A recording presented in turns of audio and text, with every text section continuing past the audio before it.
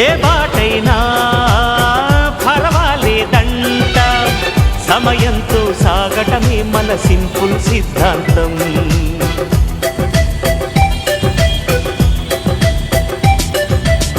చిరుగాలికి పరిమళమిచ్చే సిరిమల్లెల వనమై ఉందాం, గగనాన్ని నేలను కలిపి హరివిల్లుల బంతెన అవుదాం.